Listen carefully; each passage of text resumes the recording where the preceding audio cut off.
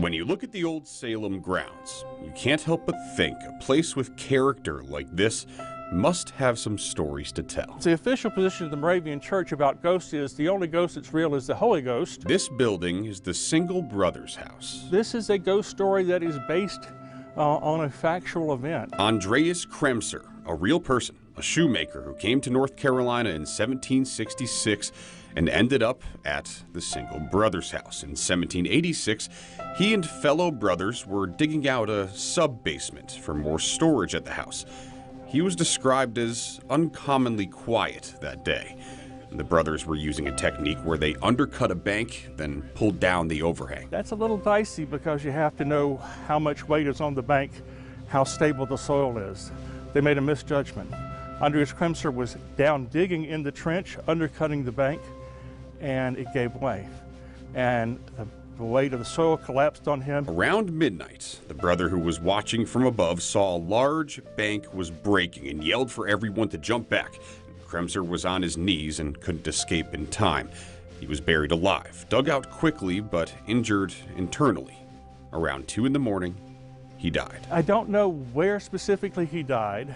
I do know that his spirit is supposed to have stayed here. But remember, Kremser was a shoemaker, and the sounds of his work would have resonated with his brothers. And so every time they heard a tapping, that's Brother Kremser. And that every time a little noise, and there were generations of young men that stayed here from the 1786 up to the early 1820s. Reports continued, including a young girl visiting her grandmother who said there was a man with a red cap asking her to come sit. Kremser had worn a red cap, and the residents of Salem connected the two. The little red man is actually the man who's a little fella with a red cap. But in the shorthand of this little girl's telling, it was a little red man, little man of stature with a red cap, begging her to come play. One account is the little red man stopped appearing around the time they put electricity in that sub-basement. So maybe the shadows on the wall, coupled with the noise, makes that ghost a little more visible than he might be otherwise. Another story starts at Salem Tavern, where one day a man rode up asking for a room, but he was ill, lapsed into a coma, and died before anyone could find out who he was. Wasn't long after that, however, that the help staff around the tavern got very anxious because they were saying something is making a noise, something with the capital S. Something is in the hall. It wasn't long until a maid, described as agitated, came to the tavern keeper saying something is here. The tavern keeper goes out and lo and behold, something. I'll let you use this, whatever Stephen King metaphor for the image that is in your mind, but something relayed to him the identity of this unknown visitor to the tavern. That this gave him his name and said, he has a brother in Texas, would you please send his saddlebags to Texas? He did, and got a note back.